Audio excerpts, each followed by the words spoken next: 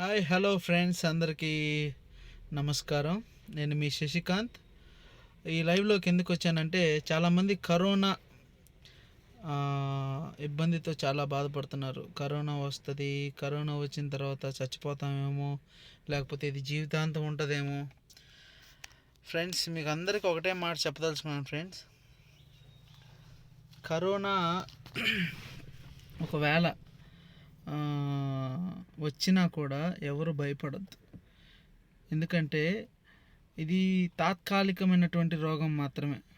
దీనికి సంబంధించి మనం సరైన జాగ్రత్తలు తీసుకుంటే మంచిగా, అంటే మన బాడీని హీట్ పెంచేటువంటి వస్తువులు ఏదైనా తిన్నా సరే, మన బాడీలోకి ఎంటర్ అయిన కరోనా తక్షణమే మరణించడం జరుగుతుంది.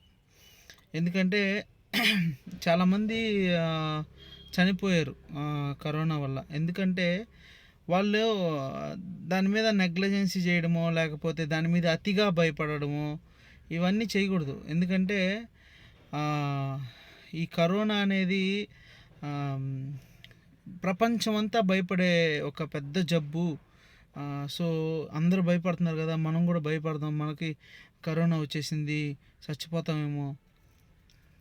సావు అనేది భయపడే ప్రతి ఒక్కడికి ప్రతి క్షణం ఎదురవుతుంది. ఎందుకంటే అది ఒక కరోనా వల్లే కాదు, మనం చేసే పనుల వల్ల, లేకపోతే మనకు ఎదురయ్యే సమస్యల వల్ల. ప్రతి సమస్యకి ఇవి భయపడడం అనేది ఒక మనిషిలోకి జరిగితే ఆటోమేటిక్గా మనకి చావు తప్పదు.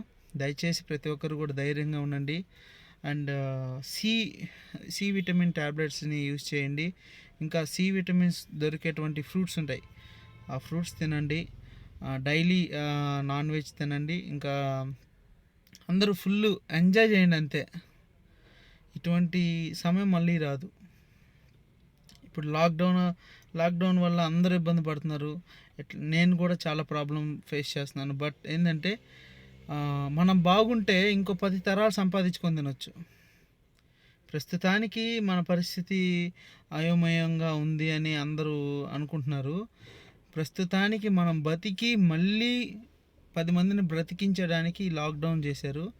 దయచేసి దీన్ని ఎవరు తప్పుగా అనుకోకుండా, మన శ్రేయస్సు కోసం గవర్నమెంట్ చేస్తున్నటువంటి ఈ పనిని మనం అందరం ఈ పనికి సహకరిస్తూ మనందరం ముందుకెళ్ళాలని, మీతో నేను ఎప్పుడైనా సరే మీకు అండగా నేను ఉంటానని ఈ క్షణం నుంచి మీ శశికాంత్.